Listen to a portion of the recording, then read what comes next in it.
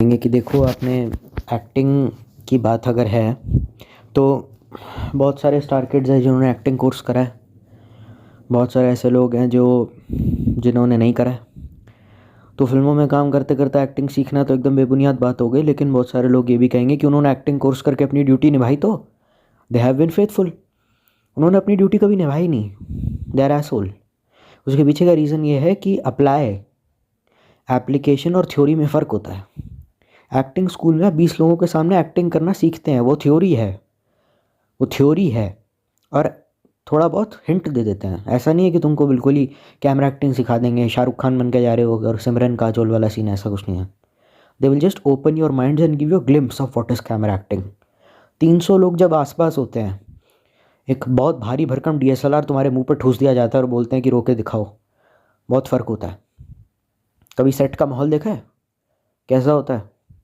12-12 घंटे जब लगातार सुबह के 8 बजे से लेके रात के 8 बजे तक काम, पूरा दिन जब एक्टिंग करनी होती है ना, मतलब 7 बजे से लेकर के सुबह के 2 बजे तक, वो अलग होता है। एक्टिंग बहुत डिफ़िकल्ट काम है और बहुत अलग है, क्योंकि दिन भर आपको खड़े रहना होता है, दिन भर आपको काम करना होता है। और जो हाईएस्ट पेड एक्टर्स हैं इंडिया के, अगर फिल्म के हीरो को 100 करोड़ मिल रहा है तो हीरोइन को 3 करोड़ मिलेगा तब जा कर के। मतलब 25 times pay of hero is 25 times what an heroine gets.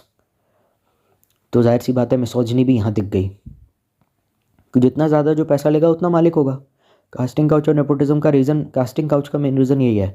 ज़्यादा पैसे एक्टर ले रहा है, कम पैसे लड़की ले रही है, तो जाहिर सी बात है लड़की का करियर शॉर्ट लिव्ड है, क्योंकि सुंदर तो हमेशा रहेगी नहीं। तो मेकअप कराएगी, सर्जरीज कराएगी, इनसिक्योर फील कराएंगे उसे कि तू सर्जरी करा ले, मेकअप करा ले। उल्टे सीधे लोगों के बीच में बैठेगी, दारू पिएगी, नशा करेगी, उससे चेहरे पे और फ़र्क पड़ता है।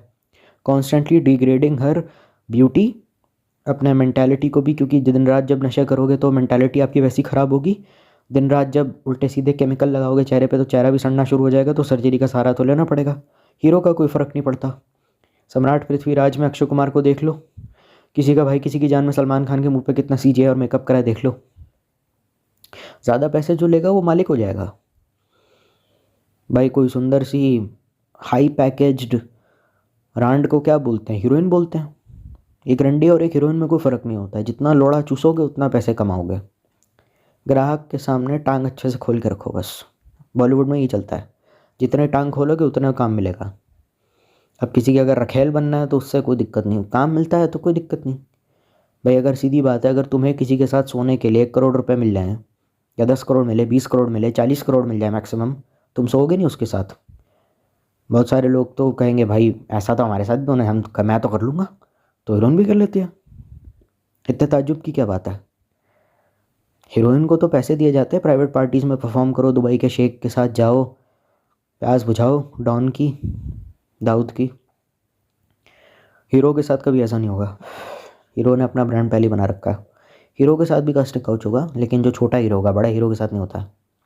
लेकिन हम लोग चुतिया जाते हैं।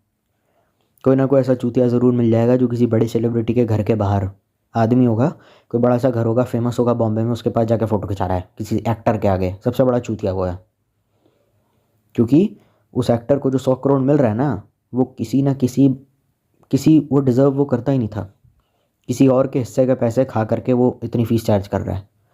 इतना समझ में आ गया कि 70 करोड़ रुपए बड़ी रकम होती है। जो चीज़ एक्टिंग में सही में अच्छी थी, वो समाज ने एक्टिंग से छीन ली, और वो चीज़ें वापस आएंगी भी नहीं, क्योंकि वो सब छीन लिया गया। आज की डेट में प्रोजेक्ट्स बनते हैं, दिल से कोई फिल्में नहीं बनाता। मनमोहन देसाई, बोनी कपूर तो ठीक है, उसके बारे में बात नहीं करेंगे, वही साला पागल। ऐसी फिल्में अब नहीं बनेंगी। 1 करोड़ में पूरी पिक्चर बना देते थे पहले, अब 1 करोड़ का खाली लोबान जलता है उस पर। करप्ट हो गया सिस्टम सारा। मेंटल स्ट्रेस बढ़ता जा रहा है, उनकी मेंटल हेल्थ ख़राब होती जा रही है। तो इवेंचुअली अगर तुम ये भी कहोगे बॉलीवुड का बहुत अच्छा साल था ये वाला, कोई बड़ी बात नहीं है। पूरा बॉलीवुड खाली शाहरुख खान और रणवीर कपूर के भरोसे ही बैठा हुआ है पूरा। और उस इंसान पे कितना मेंटल प्रेशर है इन दोनों पे, मैं उसके बारे में बात भी नहीं कर रहा। मतलब साला चल क्या रहा है यहाँ पर? खुद यूट्यूबर्स भी अब अपने प्लेटफॉर्म से खुश नहीं है। आप लोगों को समझ में आ रहा है? यूट्यूबर्स भी खुद अपने प्लेटफॉर्म से खुश नहीं है, बल्कि वही प्लेटफॉर्म जिसने रातों रात उनको एक इन्फ्लुएंसर बनाया और करोड़ों लोगों के दिल की धड़कन बना दिया, वो खुद अपने प्लेटफॉर्म से खुश नहीं है। बॉलीवुड के एक्टर्स पहले ही गरिया रहे थे बॉलीवुड को, क्योंकि वहाँ पर कास्टिंग काउच और नेपोटिज्म जैसी चीज़ें होती हैं। अब साला बीमारी यूट्यूब पर भी आ गई है। इससे ज़्यादा कुछ टॉक्सिक और गंदा मैंने आज तक देखा नहीं है। क्योंकि दिक्कत ये है कि अगर मान के चल लेते हैं यूट्यूब पर नेपोटिज्म है, बॉलीवुड में भी है, लेकिन ये दोनों ही प्लेटफॉर्म्स या दोनों ही एक इंडस्ट्री और एक प्लेटफॉर्म कोई भी एफर्ट्स नहीं करते अपने क्रिएटर की मदद करने के लिए। उसका सिंपल रीज़न ये है कि जितने भी टॉप के क्रिएटर्स हैं, ना तो वो इस पर वीडियो बनाते हैं, ना इसके ऊपर कभी बात करने की कोशिश करते हैं। They simply want to sell us their cheap luxurious life style which is simply hollow. यहाँ पे मैं बॉलीवुड के एक्टर्स की बात कर रहा हूँ। और बहुत सारे लोग बोलेंगे कि मैं बॉलीवुड को यूट्यूब से कंपेयर क्यों कर रहा हूँ, तो उसके पीछे का रीज़न ये है कि मैं मानता हूँ आशीष चंचलानी और कैरी मिनाटी का जो फेम है वो किसी बॉलीवुड एक्टर से कम नहीं है। मतलब फेमस तो है ना, और एक्टिंग भी आशीष चंचलानी और हर्ष बेनीवाल अपने वीडियोज़ में करते ही हैं। तो मैं दोनों का रेफरेंस लेकर आपको इस पूरे वीडियो में समझा रहा हूँ कि दोनों ही अपने प्लेटफॉर्म से खुश नहीं है। मतलब हालांकि YouTube is million times better as compare to garbage of Bollywood in terms of content, पर प्रॉब्लम हर जगह होती है, पर उसके बारे में कोई बात नहीं करना चाहता है। और सबसे गलत चीज़ मुझे इस प्लेटफॉर्म के बारे में ये लगती है कि दोनों ही यूट्यूब और बॉलीवुड दोनों ही अपने अंदर की कमियों को सुधारने के लिए, जैसे डिसलाइक ख़त्म कर दिया, इन चीज़ों को सुधारने के लिए ट्रेंडिंग सेक्शन का कुछ हो गया, जो भी हुआ, और बॉलीवुड का तो पता ही है, इन चीज़ों को सुधारने के लिए दोनों ही प्लेटफॉर्म्स आपस में किसी भी तरीके का कोई एफर्ट नहीं करते, और ना ही क्रिएटर्स को मोटिवेट करते हैं कि आप हम तक अपनी बात पहुंचाएं, और ना ही जनता की शिकायतों को सुनते हैं। इन शॉर्ट, राम राम जपना पराया माल अपना वाला सीन हो गया दोनों जगह पे बिल्कुल। और जब से चूतिया बीमारी ने इंटरनेट पर या यूट्यूब की धरती पर कदम रखा है ना, तब से हमारी जनता की कुत्ते की तरह पुंड मारना शुरू हो रखी है। भैंचोद बस पहले 2-3 क्रिएटर होते थे जो आपस में कोलैब करते थे, लड़ते झगड़ते थे, अच्छा रहता था, बहुत पीसफुल माहौल था, बहुत अच्छा लगता था उनको देखने में भी। लाइव स्ट्रीम पर सब काउंट्स की लाइव होती थी, कौन जीत रहा है कौन हार रहा है, टी सीरीज़ वर्सेस प्यूडीपाई हम सब ने देख रखा है। लेकिन जब से ये टट्टी बीमारी इंटरनेट पर आई हुई है ना, मतलब ये फर्स्ट टाइम हुआ है कि एक यूट्यूबर अपने पूरे ख़ानदान को लेकर डेरा डालकर यूट्यूब पर आकर बस गया है। और बसा तो ठीक, चलो आपका मर्ज़ी है, आप चैनल खोलना चाहते हैं, नो प्रॉब्लम, लेकिन कुत्ते की तरह सोशल मीडिया पर अपने पागल दोस्त यार रिश्तेदार को रोज़गार पहुंचाने के लिए कुत्ते की तरह उनकी प्रमोशन कर रहे हैं, गधे की तरह।